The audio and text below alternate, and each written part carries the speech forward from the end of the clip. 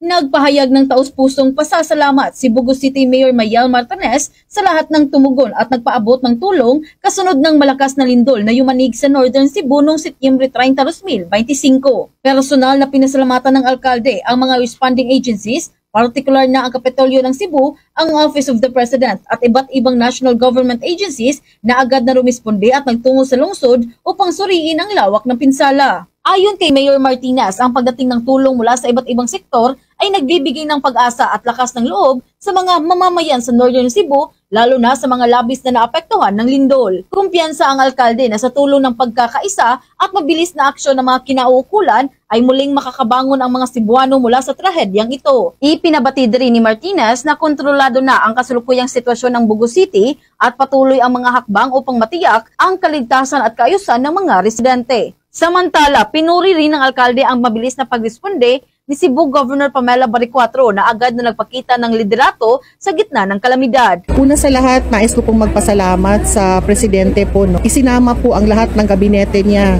Actually, nauna na po yung mga cabinet secretaries niya na dumating nung isang araw pa para mag-assess po ng sitwasyon dito on the ground. Tapos dumating po yung Presidente kahapon. Talagang nagkaroon sila ng thorough assessment on the ground talaga at lahat naman po ng pwedeng maitulong nila. Nilista na po nila at sabi naman, nag-reassure naman po sila na talagang may makakarating. Nagpapasalamat din po kami sa Office of the Vice President kasi po although hindi po namin na-meet si VP, alam ko po na nandito po siya. Nagpadala po siya ng mga staff niya dito sa ating command center para ipaabot ang kanyang pakikiramay. Humingi rin ito ng pangunawa sa mga apektadong mamamayan na tila hindi naabutan ng tulong dahil maging ang kanilang mga lokal na opisyal ay naapektuhan rin ng lindol. Tiniyak naman ni Governor Baricuatro na walang maiiwan at lahat ng biktima ay makakatanggap ng kinakailangang ayuda. Bilang bahagi ng hakbang upang mapabilis at magdaloy ng mga relief operations, pansamantalang inalis ng Kapitolyo ang umiiral na truck ban upang walang aberya sa pagpadala ng mga relief goods sa mga apektadong lugar. Sa ngayon, patuloy ang pag-agos ng tulong sa Bugo City at mga kalapit na bayan nito sa Northern Cebu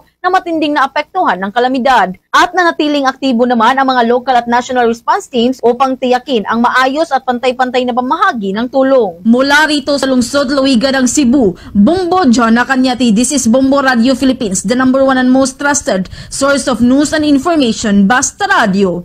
Bombo! For the most trusted source of news and information, visit our website at www.bomboradio.com. Follow us on Bombo Radio mobile app, Facebook, YouTube, TikTok, and X, formerly Twitter. Like, share, and stay connected. Anytime, anywhere.